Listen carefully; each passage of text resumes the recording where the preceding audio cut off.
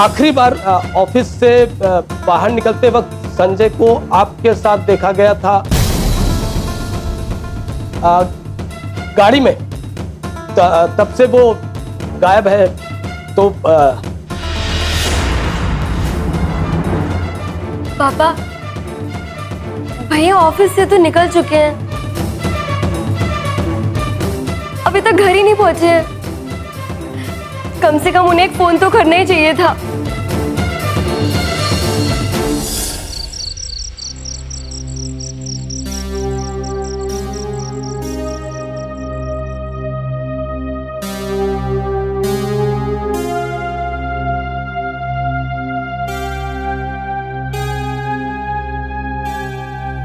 लीजिए, आप सभी लोग खाना खाइए।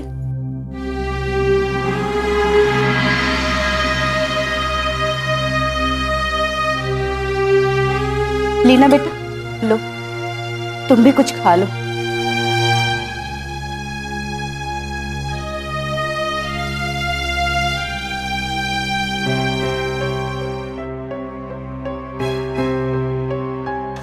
भाभी, संभालिए अपने आप को। भैया ठीक है, कुछ नहीं हुआ उन्हें।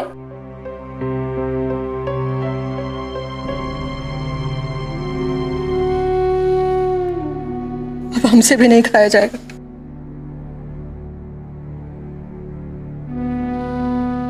आप लोग खा लीजिए।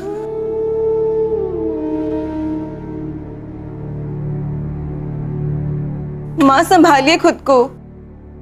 अगर आप ऐसे रोएंगी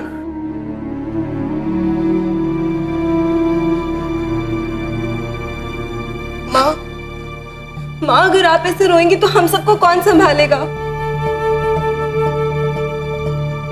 नेहा, अब तू और शुरू हो जा। भाभी, माँ, आप संभालिए अपने आप को।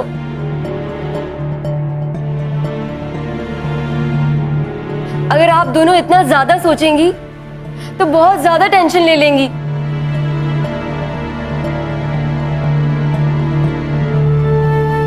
रेखा जी, शगुन सही कह रही है। ये वक्त ऐसा है कि हम एक दूसरे को हिम्मत बधाकर ही हिम्मत पा सकते हैं। कैसे हिम्मत रखूं राकेश जी?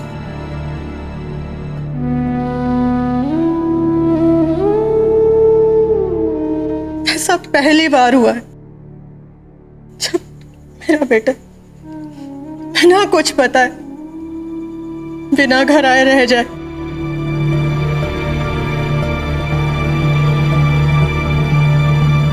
मुझे तो लगता है कि हमें सुरेंद्र कपूर जी से बात करनी चाहिए।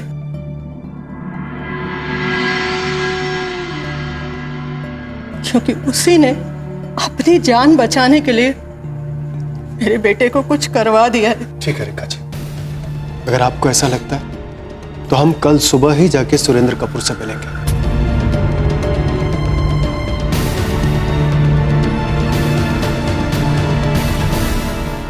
मुझे भी ऐसा लगता है कि अगर संजय के बारे में कोई कुछ बता सकता है तो वो सुरेंद्र कपूर ही है।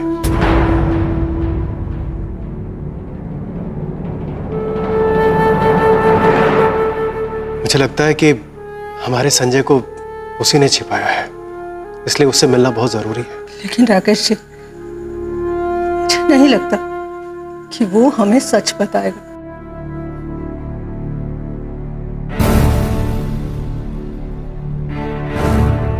क्योंकि ये जो कुछ भी हो रहा है ना, इन सब के पीछे सुरेंद्र कपूर का ही हाथ है।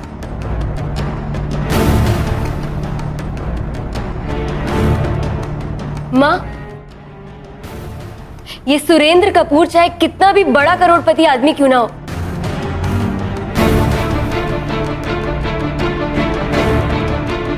लेकिन कानून से बड़ा कभी नहीं हो सकता।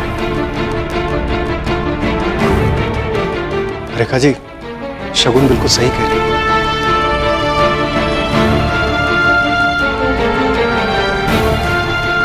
अगर सुरेंद्र कपूर ने हमारे संजय का कुछ भी बुरा किया होगा तो उसको परिणाम भुगतना पड़ेगा।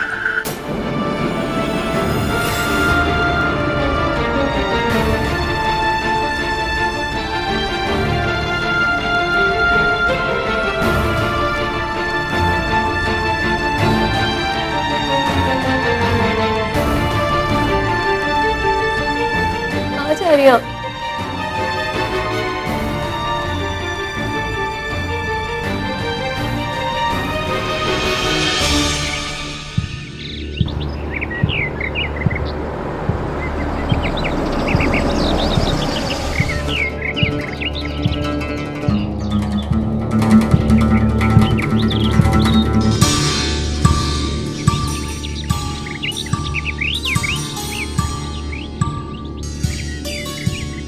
सभी मजदूर भाइयों को राम राम। मैं शेषनाथ। एक मिनट, आप लोग थोड़ा सा प्लीज। सुरेंद्र कपूर जी ने मुझे आप सब लोगों से मिलने के लिए भेजा है। देखिए, इसमें साहब की भी कोई गलती नहीं। भूमिका मत बनाओ, सीधी बात बोलो। देखिए, आप लोग बात समझने की कोशिश कीजिए। इसमें साहब की कोई गलती नहीं है। बिल्डिंग गिरी है, उसमें कुछ मजदूर भाइयों की जान चली गई है। इसमें सच पूछिए तो जो इंजीनियर है, यहाँ का इंजीनियर, वो एक नंबर का घूसखोर और लालची आदमी है। उसी की सारी जिम्मेदारी है। देखिए, मैं उसी ऑफिस में काम करता हूँ, मुझे भी पता है। लेकिन साहब ने उसे जैसे ही पता चला कि बिल्डिंग गिर गई है, उसका हाथ है इसमें, तो साहब ने उसे ये सब हम जानते हैं। तुम यहाँ क्या करने आए हो ये बताओ। साहब ने सब मजदूर भाइयों की मदद करने के लिए भेजा है, उनका दुख हरने के लिए भेजा है। साहब ने कहा है कि जो मजदूर भाई लोग घायल हो गए हैं या जिनको जरा से भी खरोच आई है, उनके लिए 50-50 हजार रुपया है। और जिन मजदूर भाइयों की जान गई है, उनके लिए 5-5 लाख कच्चे आप तू अपना भला चाहता है ना, तो ये चेकबुक पकड़, अपनी गाड़ी में बैठ और यहाँ से निकल जा। देखिए, इस तरह का हो हल्ला करने से कुछ नहीं होगा। तू जाता है अभी के अभी या नहीं? इससे मजदूर भाइयों की मदद मिलेगी। जो मजदूर भाइयों की जान गई है, उनको राहत मिल जाएगी। देखिए, आप लोग समझने की कोशिश नहीं कर रहे हैं। ये मजदूर भाइयों के लिए एक छोटी सी मदद है। उनकी जान तो वापस नहीं लाई जा सकती है, लेकिन साहब ने कहा है कि ये मजदूर भाइयों के लिए राहत है। तू अभी यहाँ से जाता है या नहीं? जाकर अपने साहब को बोल कि हमें ये खैरात नहीं चाहिए। निकल यहाँ से। देखिए, इस तरह उग्र होने से या हो हल्ला करने से कुछ नहीं होने वाला है। अरे भाई मेरे, तू जाना यहाँ से। क्यों अपनी जान जोखिम में डाल रहा है? नहीं, चल गाड़ देंगे तुम्हें। निकल।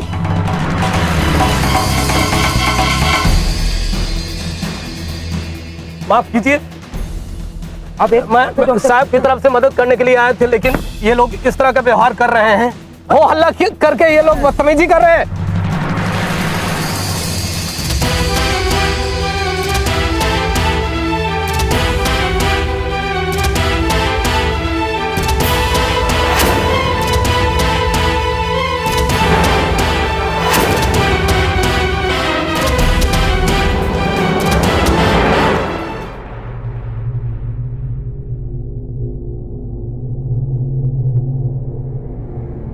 ये मीडिया, राजनेता, मजदूर संघ, ये संघ, वो संघ, सबके सब धूर्त हैं। सबके सब सच बोल बोल करके झूठ भेज रहे हैं। जो मजदूर मरे हैं, उनके दुख से इनको कुछ लेना देना नहीं। उनके परिवारों से इनको कोई लगाव नहीं है। सबके सब मौका देख करके अपनी किस्मत चमकाने में लगे हुए हैं।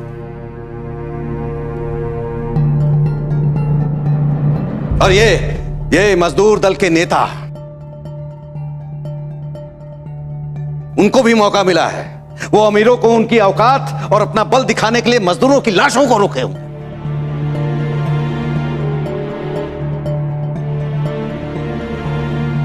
ऐसा लगता है जैसे कोई दुर्घटना नहीं हुई है, कोई शुभ घटना घट गई है। घृणा आती है इन सबसे। कितना गिर गए हैं ये सबके सब सत्ता और पैसों के लिए। घृणा आती तो। बिल्कुल ठीक कह रहे हैं आप भाई साहब। कलयुग है कलयुग। कलयुग में तो हर दिन पाप बढ़ता ही जा रहा है। हर दिन पापी बढ़ते जा रहे हैं। पाप भला कम होगा भी तो कैसे? आंटी जी, इंसान आगे बढ़ने की होड़ में इंसानियत से भटकता जा रहा है। और भाई साहब, ये मीडिया वाले, ये क्या कर रहे हैं मीडिया वाले, जिन पर लोग विश्वास करते हैं, भरोसा करते हैं? ये विश्वास के लायक नहीं है, क्योंकि ये विश्वासघात करते हैं। ये भरोसे के लायक नहीं है, क्योंकि ये भरोसा तोड़ते हैं। क्या करते हैं ये लोग? एक नेता को पकड़ लेंगे और उसकी इतनी बुराई करेंगे, इतनी बुराई करेंगे कि ऐसा लगेगा कि उससे गंदा इंसान इस दुनिया में नहीं है। वही दूसरा चैनल उसी नेता के बारे में इतनी अच्छी बातें बोलेगा, ऐसा लगेगा कि जैसे उससे बड़ा भगवान को इस दुनिया में नहीं है। अपनी बात मनवाने के लिए, अपनी बात के समर्थन ये लोग दिन भर चिल्लाते रहते हैं, दिन भर शोर मचाते रहते हैं। पर इसमें होता क्या है? जो सच्चा होता है, जो सच्ची आवाज के लिए लड़ता है, उसकी आवाज को दबा दिया जाता है।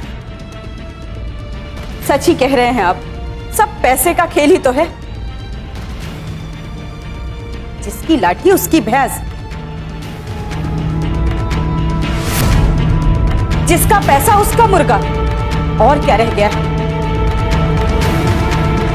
आंटी जी, मुझे तो लगता है कि ये मीडिया वाले बिल्कुल सही कह रहे हैं। ये सुरेंद्र कपूर और मंत्री जी की आपस में दोस्ती है। और इनका क्या है ही? अरे वो मंत्री है जो सुरेंद्र कपूर को बचा रहा है। सबको पता है ये सब कौन कर रहा है। अरे बिल्डिंग उसकी गिरी है तो जिम्मेदार भी वही है। उसी का किया धरा तो है ये सब कुछ, वो सुरेंद्र कपूर। कि मेरे समझ में नहीं आता कि ये मंत्री ऐसा सब क्यों कर रहे हैं। अरे मीडिया उनकी भी तो बुराई कर रही है, उनकी भी तो बदनामी कर रही है।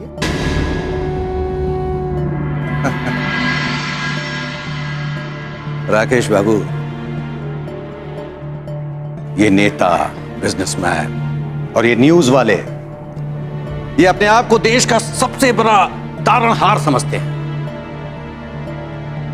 लेकिन सबके सब धूर्त हैं, धोखेबाज हैं। इनको जनता वंता से कुछ मतलब नहीं, जनता जाए भाड़ में। बिजनेसमैन नेता बनाते हैं, नेता सरकार बनाते हैं, और जब इन्हें आपस में झगड़ना होता है ना, तो मीडिया का इस्तेमाल करते हैं और फंसते हैं हमारे जैसे लोग इस कुचक्र में, हमारे जैसे लोग। यही घर बैठे बैठे गुस्सा निकालते रहेंगे। इससे क्या हमारा बेटा वापस आ जाएगा? जाइए और पूछिए सुरेंद्र कपूर से,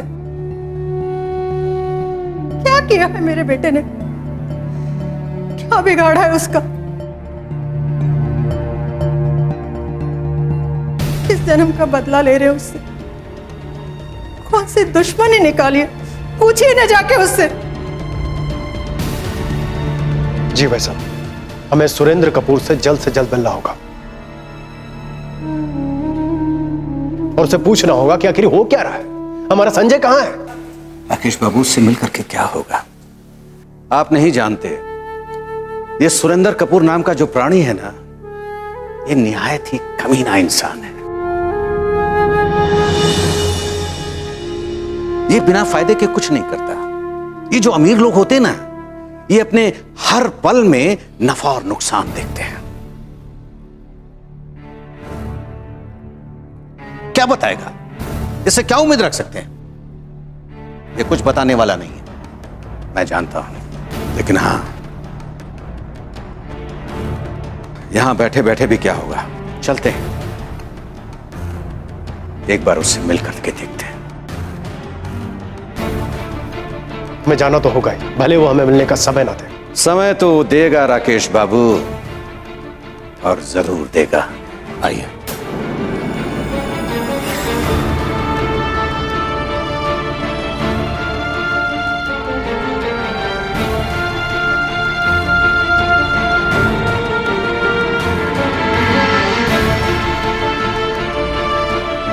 संजय का कुछ पता चल नहीं रहा है। सारा इल्जाम लौटकर हम पर ही आ रहा है।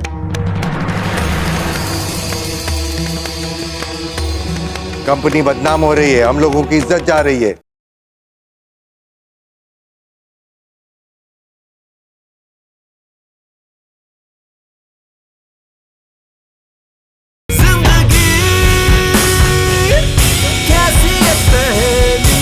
बाप रे, उन लोगों की आंखों में खून सवार था। मेरा वहां जाने का फैसला बिल्कुल ही खतरनाक था।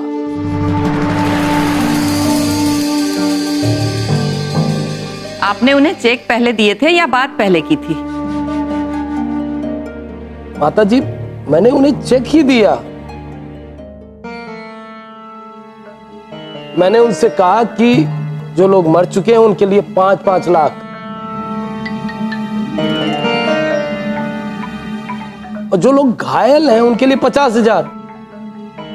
और उनके साथ में जो एक खड़ूस टाइप का नेता था, बिल्कुल अकड़ू था, उसने चेक फेंक दिया। माता जी, वो तो कैसे मैं जान बचाकर आया हूं, नहीं तो मुझे जान से ही मार देते। उन लोगों को पैसे देने का आइडिया ही गलत है। उनका गुस्सा तो बढ़ना ही था। तो और हम क्या करते किरण? संजय का कुछ पता चल नहीं रहा है, सारा इल्जाम लौटकर हम पर ही आ रहा है।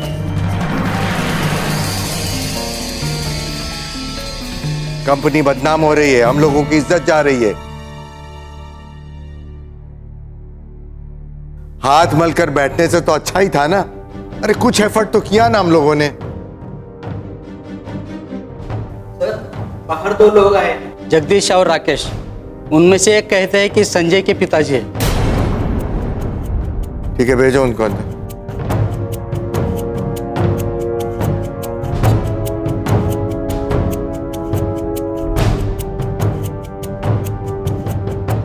कपूर साहब नमस्कार। नहीं, कहिए, बोलिए, क्या बात? कपूर साहब, आपसे एक विनती करने आया है। प्लीज मेरा बेटा लौटा दीजिए।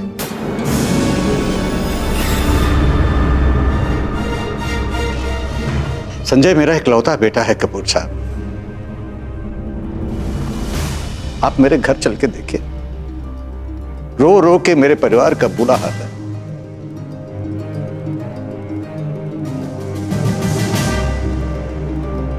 मुझ पे कृपा कीजिए और मेरे बेटे को लौटा दीजिए। कृपा आप हम पर कीजिए। ढूंढिए अपने बेटे को, उसने खून के आंसू रुलाया है हम सबको।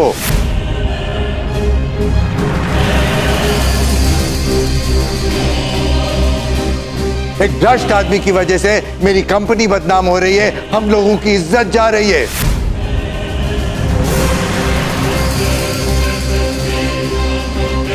भाग गया है वो, और आप मुझे कह रहे हैं कि मुझे अपना बेटा लौटाइए। आपका बेटा मेरे पास होता ना तो सीधे पुलिस के हवाले करता मैं उसे।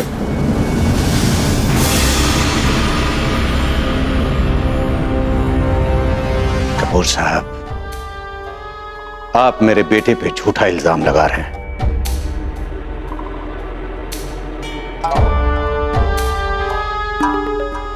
मैं अपने बेटे को जानता हूं, वो एक ईमानदार आदमी है। अगर कोई बेईमान है तो वो आप हैं कपूर साहब।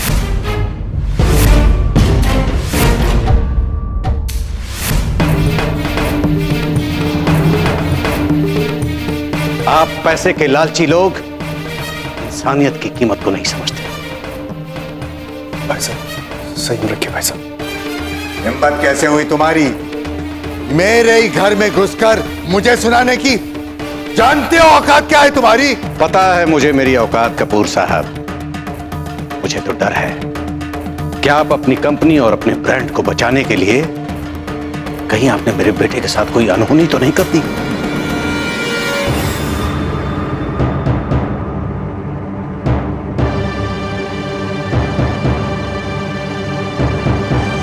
इसीलिए तो हर जगह ढूंढने के बाद मेरे बेटे का कहीं पता नहीं चल रहा। अपनी जबान को लगाम दो जगदीश।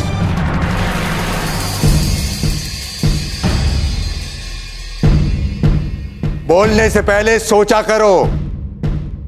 देखा तुम लोगों ने, देख लिया, ये आदमी मेरे घर में घुसकर मुझ पर मर्डर का इल्जाम लगा रहा है। आप होंगे बड़े आदमी अपने घर में कपूर साहब, लेकिन एक बात याद रखिएगा,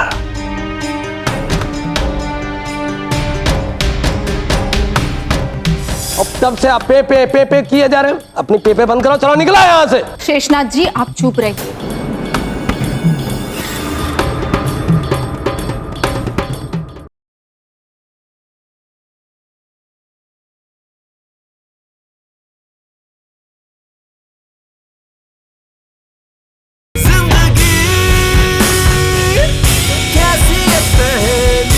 आप होंगे बड़े आदमी अपने घर में कपूर साहब, लेकिन एक बात याद रखिएगा,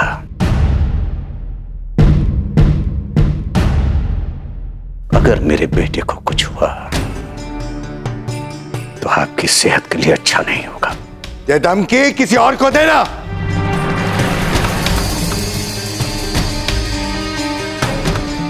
पापा आप अपना प्रेशर क्यों बढ़ा रहे हैं? वैसे भी उनका गुस्सा भी जायज है ना। अरे क्या जायज है, कोई भी कुछ भी बोलेगा।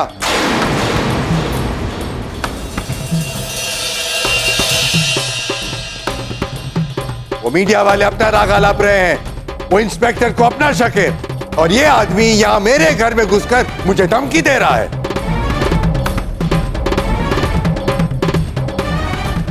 सर देखिए, हम आपसे हाथ जोड़कर विनती कर रहे हैं,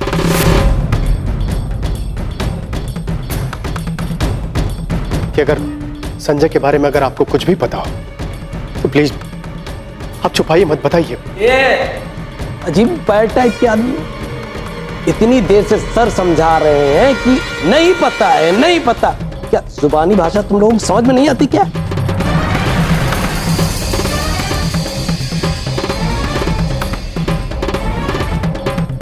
अब तब से आप पे किए जा रहे हैं। अपनी पे बंद करो, चलो निकला यहां से। शेषनाथ जी आप चुप रहिए।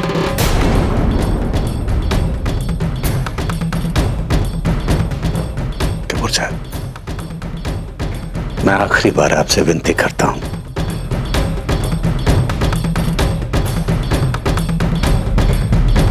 कि प्लीज मेरे बेटे को लौटा दीजिए। आप जो कहेंगे मैं करूंगा, जो कहेंगे मैं करूंगा।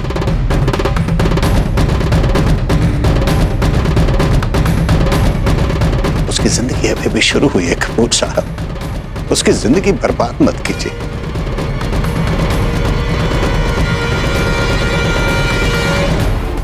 वरना मैं इस बाप के क्रोध से चाह कर भी आपको बचा नहीं पाऊंगा कपूर साहब।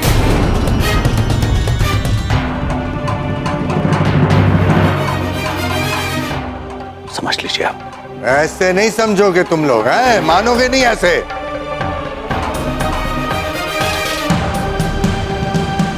गोपाल, किशोर, इन दोनों को धक्के मारकर घर से बाहर निकाल दो।